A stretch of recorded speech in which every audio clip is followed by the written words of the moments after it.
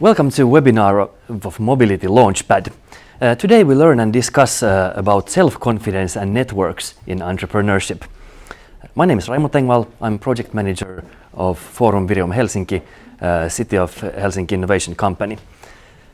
I'm running a project called Mobility Launchpad, which is to create business for smart mobility and from smart mobility, and it's funded by European Regional Development Fund and Helsinki-Uusimaa Regional Council, and it focuses on startups and other growth-minded companies from Helsinki-Uusimaa region. The project is also known as Jätkäsaari Smart Mobility, which means that the area of Jätkäsaari and Ruoholahti here in Helsinki can be used for real-life testing for new solutions. The project partner here on the project is Metropolia University of Applied Sciences, and Anna-Stina Tähkävuori from there has been the one really organizing this event, together with Heidi Heinonen from Forum Virium Helsinki and Project Carbon Neutral Drone Services in southern Finland. We are also part of bigger testbed, Jätkäsaari Mobility Lab, which is coordinated by the City of Helsinki. And the place we are now here with the speakers is called Urban 3, and this is a new co-working and event and showroom space for smart city solutions and many ecosystems here at Startup Campus Maria 01 in Helsinki. And even though here the background is from a mobility project, we're not focusing, we're not forcing you to do business on mobility only, but also other startups and entrepreneurs are welcome, of course. But if you're planning something that is related to mobility, I hope you give us some kind of a sign that we can discuss and help you more in mobility business. And as this is a publicly funded project, all of our help is for free to you. Practical things for this webinar. This webinar is recorded in YouTube, and it can be, of course, watched later on there. And the presentations are shared afterwards for you who are attending you now live. And we have a combination of YouTube and Zoom here in use, and you've got the both links in the email you got when you're signed in and on get just before here. And YouTube has a better audio and video quality, so please use that for this webinar, and then Zoom for the later on.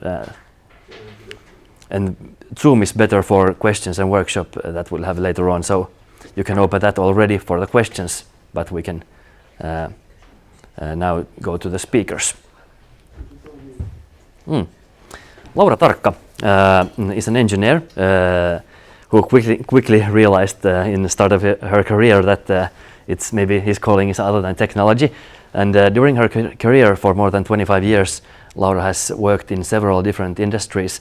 And for past 6 years, she's been the CEO of luxury hotel chain Camp Collection Hotels. And now Laura will start as the CEO of Gigantti. And in addition to day job, Laura has several board positions and a family at home and 3 kids. And Laura is also a passionate yogi, reader, and networker. Hey, please welcome Laura. I guess you can see the headline. This is quite daring even to me. Dare to lead, courage to grab. In some formats I was asked to share my life story, but in a way I will be more talking about my career and my exactly the past 6 years that I was with Camp, because I think that actually combines a lot of things that I've learned. Even though I got quite a proper introduction just now, but few things that was really not mentioned. So, okay, if you've been working for 25 years, that means that you're actually quite old. I'm 50, and I'm gradually getting over that part, but still hurts me. I've got two degrees actually. So I'm an engineer, but then also I've done an industrial analyst or the financial analyst degree, CFA here in Helsinki. I have way too many board positions for the time being, but then also I'm an angel investor, so I have some experience of startups. I know the pain and struggle, but I also know the great atmosphere that is there. So that's a good thing.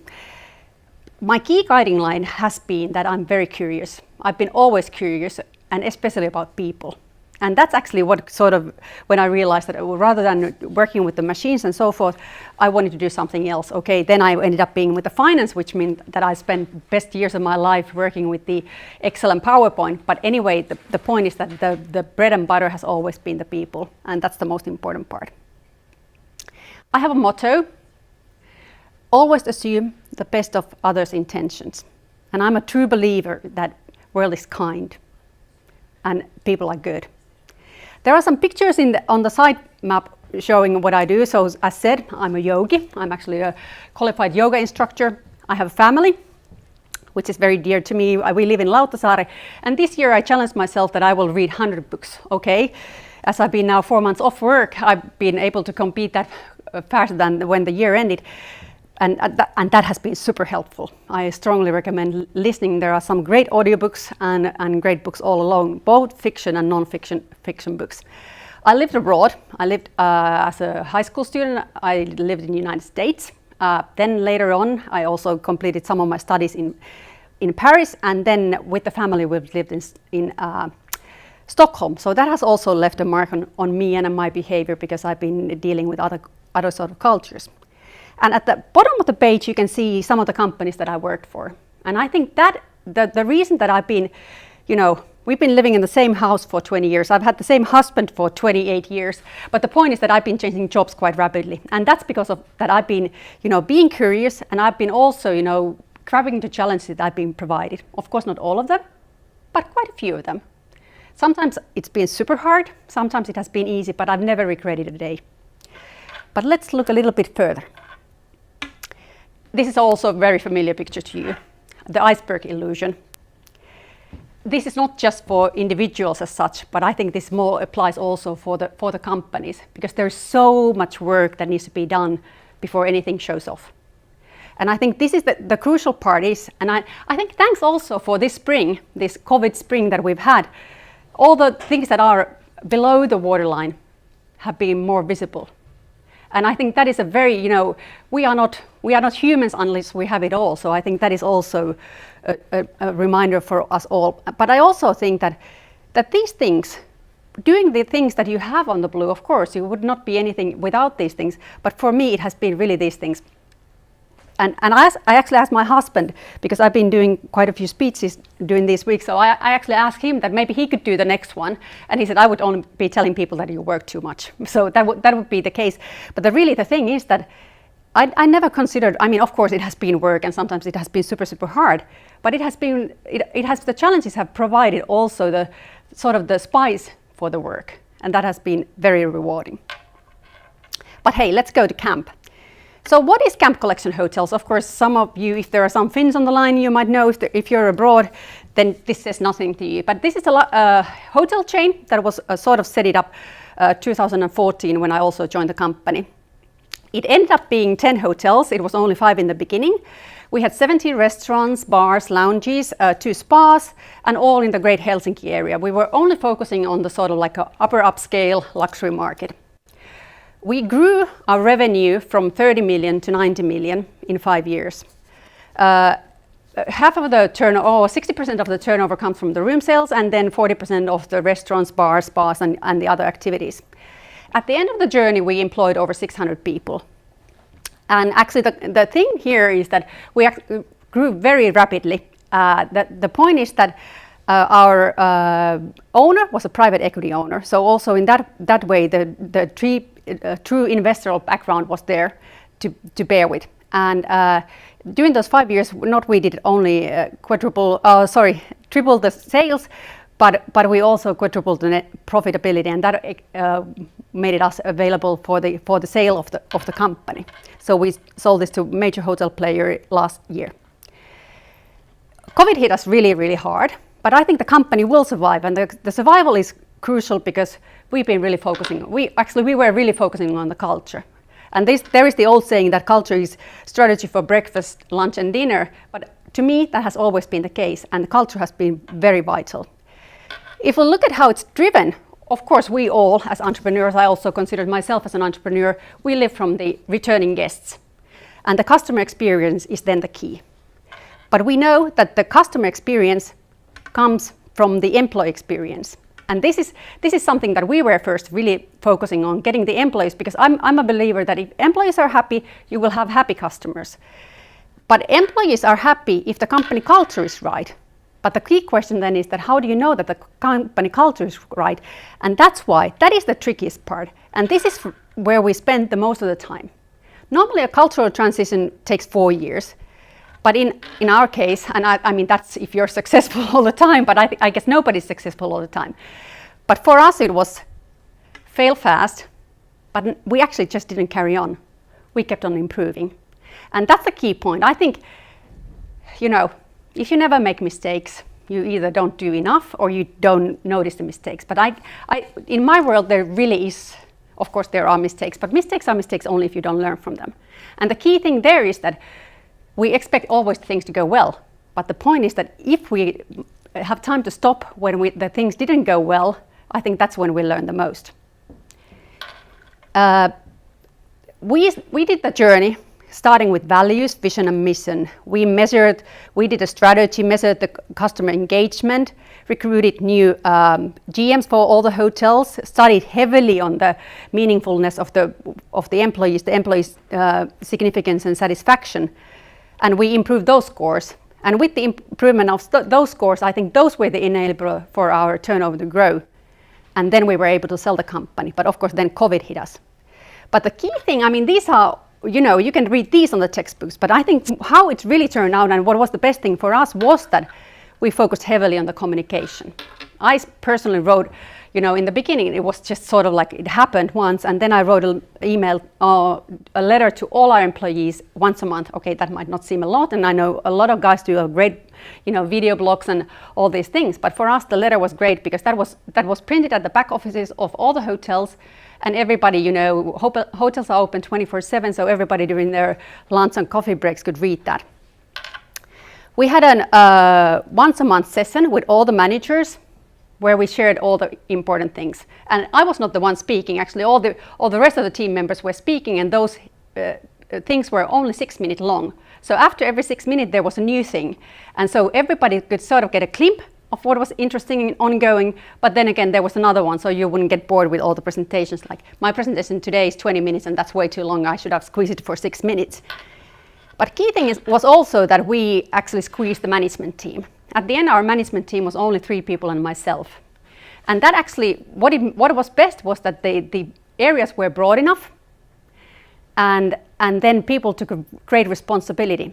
And this was really kind of like we were just discussing with the next presenter, Päivi, before I jumped to the stage, that it's super crucial to have the team. The team is the most vital part because nobody succeeds on their own. And that's why the great team members, and you need to have the good feeling. You don't need to, you need to like them, you need to respect them, but you don't need to have to agree with them all the time. And that's the key point, that with the, if there is no friction, nothing happens. Only when people start to get mad and angry, then there is, something going on. But I'm sure you guys, if you're in the startup world, you know this by now.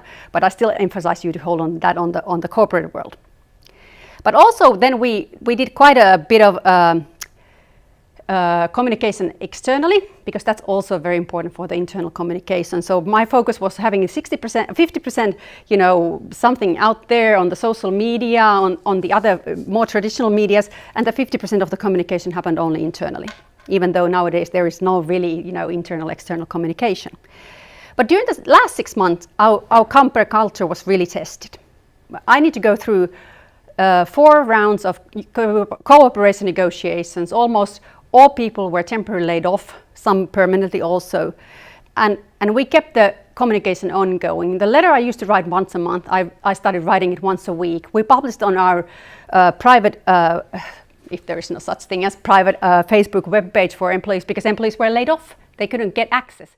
And then I started getting messages. They started replying to me, and they wanted to contribute because they wanted to focus on that. And then I knew that we had done something wrong.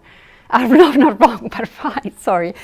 And the key point to me is that I left the company 4 months ago, and I can still see the company live. And that is a true test. When the leader leaves the company, if the culture is still there and they make great things happen, I think that is the key point.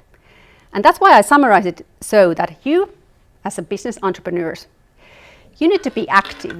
I also just suggest to you that even you would have a small company, you would set up a board, because board is super vital for the leaders. You need to have the vision, values and the risk-taking and stamina, but don't lose your creativity. Get the content right. Talk about the things, communicate, over-communicate, because there is a study that things need to be repeated 17 times, then somebody remembers. Once you get bored with the stuff that you talk about, then somebody might have heard about it. So keep communicating, keep talking about it. But the key thing really is the employees. It's all about people. It's all about engagement, happiness, feeling meaningful, living the mission, and if you have purpose, living that, and then it goes back. Then the board will be happy, then the owners will be happy, and this will also, then the customers will be happy.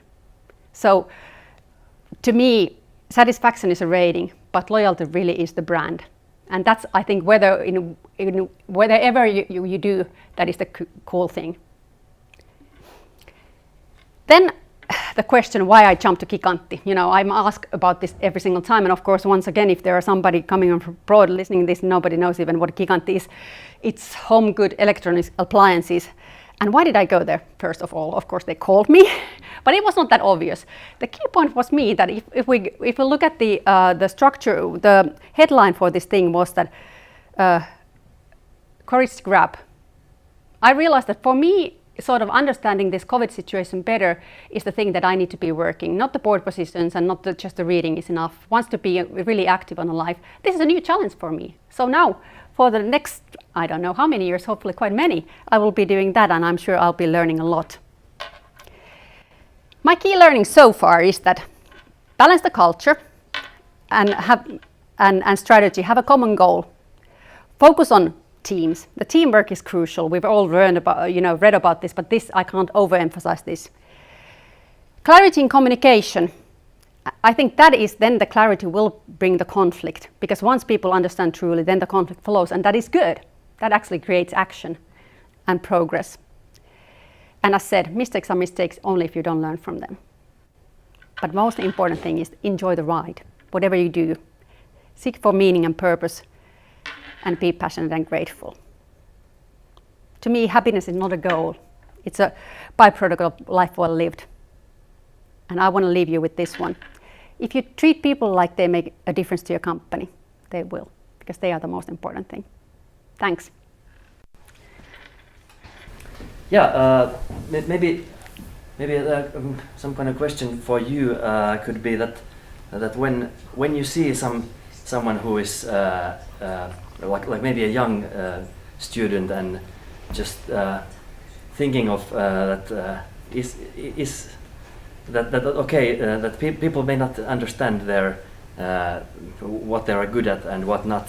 So how to find what you're good at and not, because some people do that when they're 50 something or that. Yeah. How could you make it earlier that? Tough question, but of course, I mean, I think we also live in the continuous feedback world. I think feedback as such is, getting, you get it everywhere, whether it's good or bad. That's one thing. But I think for me, the key has always been that, regardless if you're not super, super good, if you really enjoy doing it and you do it all the time, the practice makes a master. That's a saying, and I think that is a thing. But if it's kind of like if you don't get any results, if you don't get any positive feedback, then you might start to do some soul searching and go back and study. But that is a really difficult question, because also when you're young, you might have several interests, or then you might have no interest at all, but you just need to do something. So that is, I think, the key point for me is that for my first job was that. I got 2 offers, and that was like plenty, because that was the depression, early 90s when I was starting to work. And the reason why I chose the company I chose, because it was closer to work. The other one I could walk there, and the other one I would have needed to take a car. And then if I would have taken the car, that was Neles, and so I probably would be in a tech company now. But the other one was finance, and that's why I started my finance career. So don't be too hard on yourself. It will all work out. Yeah. I think that is the key point. Yeah.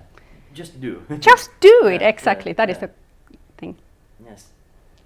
Do we have any other questions now? Maybe we'll thank you. Thank you. Have a great afternoon. Enjoy the rest of the speakers. Now, Päivi, you will be speech in, right? Yes. Jump there, please. Hey, welcome, Päivi. Thank you so much. And to be here. So, can you hear me? Good. Okay, so my name is Päivi Kangasmäki, and I'm CIO and founder of RiskRate. if you have any questions during the pitch, so I think, or is it afterwards? Afterwards, okay. So it's time to, we had good time to answer any questions you might have. So hope you enjoy. I just I'm telling our story and how we came on this cash forecasting. And if you don't know anything about cash forecasting or finance, I try to make and pitch this very clearly. All right, so one more thing. I'm Mac user, so I hope that I can use this PC, but hey, this is a post doc on my door. So in 2000 and was it 16 or 17, so I was serving before that, so markets, and this is, I was group head of the treasury in Suominen, and this is my door at that headquarter. So it was a turnaround, and I had an idea to become an entrepreneur. And after I finished my work, I somehow find courage to do it.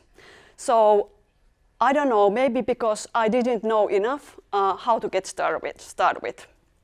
But then I left this post doc on my door and closed one door in my life and started from the scratch again. So it wasn't easy because of that experience. It was more than 20 years in corporates and so on.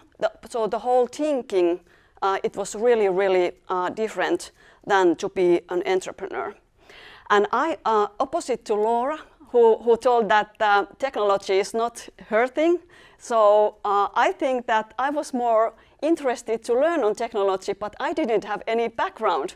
So I only had the problem which was related on this cash forecasting. We can take a look a bit later, what is that? So I started to work and find people and knocked very, very many doors. And finally, for some reason, I don't know if it's kind of, I was so lucky that I met these guys, so Jussi Pyörä and Andrei Korbulin, and it was summer of 2018. And it was by an accident. So I was pitching the problem, which is related to this cash forecasting in Kotka. And so in that summer, I participated in QS Accelerator program. And Jussi Pyörä, so he was previously founded Eniram, so they did machine learning to marine industry, and they have sold this company to Wärtsilä for 2016 or something, and he was sitting in Jurai, and he was, so we found each other in that summer, and after that we decided to found RiskRate, and Andrei joined our team from the QS Accelerator. So he's an immigrant, and he came to QS also by accident. So he came from Russia, and he was studying in Lappeenranta, and so we found RiskRate. So how to say? So the team spirit. I'm so lucky because nobody. I think that nobody is doing anything by himself or herself. But somehow I'm so happy and blessed that we found each other. So it's great combination. Maybe I have background on cash and finance and I know the problem, what we are solving. And Jussi has this very, very exceptional background on machine learning and doing an exit on growth or tech company. And Andrei is very, very passionate programmer. So here we get started. And so the problem, what we are solving is, and this was also, I was used so many times in my early life on the same thing, is the cash. And it's a big stress, especially for entrepreneurs, but also on treasuries or family-run companies or anybody in this world. And the problem is that so it's not only the cash balance, but the key problem is that we don't know, or entrepreneurs don't know how much money they have on the bank account for the next 30 days, like for instance. And right now, how people are doing it, or before risk rate, how they are doing it, so you have to rely on your gut feeling, or you do financial planning on Excels, or you can follow this cash position on bank accounts or so. And it's really keep awake at nights.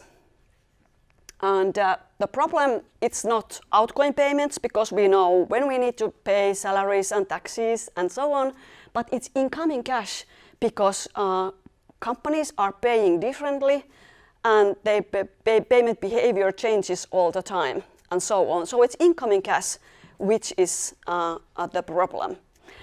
And this is how we solve it. So it means that all the users, entrepreneurs, so they share their customer payment times in a big anonymized database. And this is the network effect. So it means that more data we have on the database, more information we have on the predictions. And it means that each user makes this cash forecasting prediction better. And also one thing, it's the technology. So this is very boring. I know, maybe very boring slide, but it means that machine learning, so it means it needs data. So this is the way how we are solving this cash prediction. And final slide, I hope I have time for this one. So this is the solution. So the user or anybody who is doing cash forecasting can have it reliable. So you can trust. You can trust that you can trust on your cash forecast. You don't have to do anything. You can predict your customer payment times. And the last thing is the data and data insights. So it means that we can provide metrics using the data. And that's all is based on our combination of machine learning and programming and my background in this treasuries. Thank you.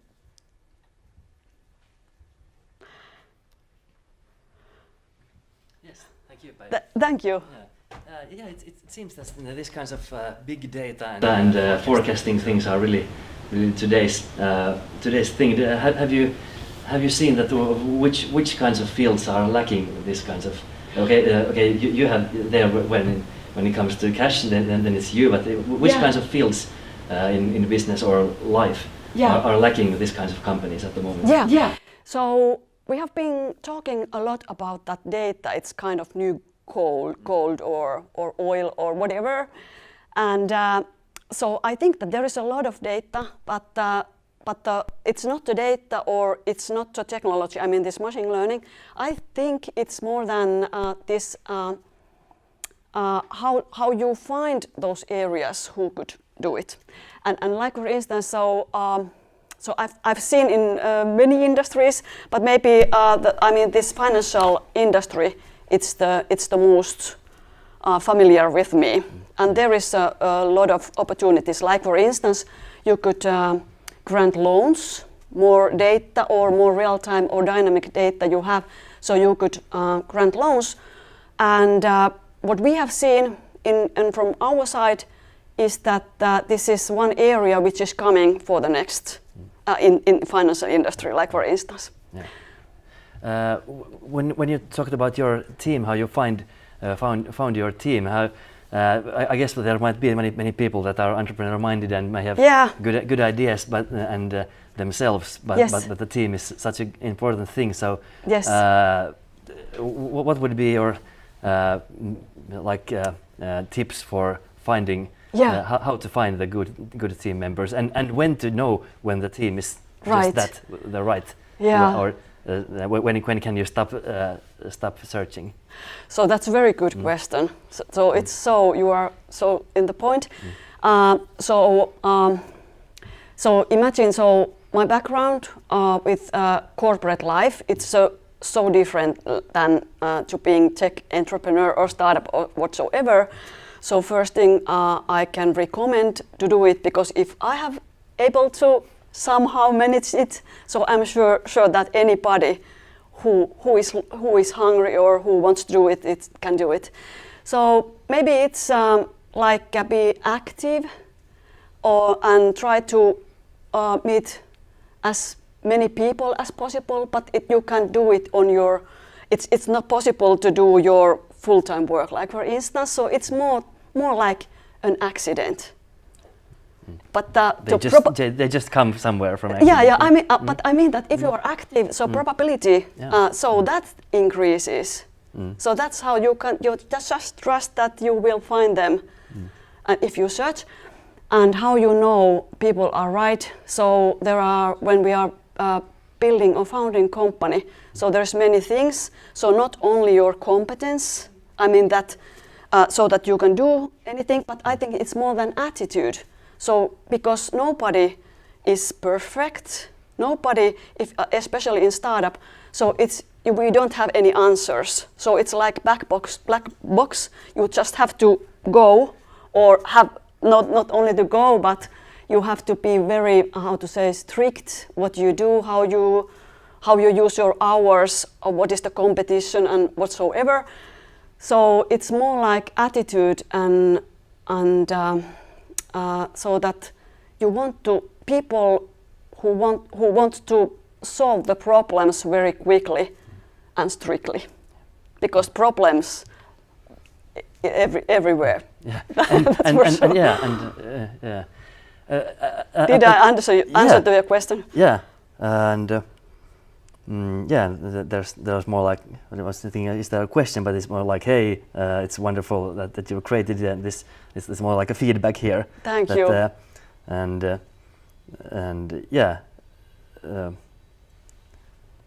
Yeah, but hey, and they thank you, both of your energy, you and Laura. And it's somehow the energy feels some kind of a thing that when how do you get your energy as an entrepreneur? Because it seems that being an entrepreneur somehow, or being a successful entrepreneur, needs some kind of a incoming energy or something. How do you get your incoming energy? Oh, thank you. If you think, I don't know, it's like I don't know. I love life, and I know that life is short. So it's just like try to get as much as possible every day and be happy. I mean that because there is always more things to be happy than the negative things. So I don't know, but it's like being around of great people. That's the best, I know. Great customers. It's that's because we have so wonderful customers. Yeah, that is a good thing. Love it's your really customers. but that's really and you can do your work and you can solve the problem which you know it's important and you know something, and it's like the whole and of course family life. So wonderful family, and we have 2 boys and husband and so on. So everything, I think it's combination. Yeah. Yes. Thank you. Thank you very much. Thank you so much, and everybody have a good weekend and stay in touch.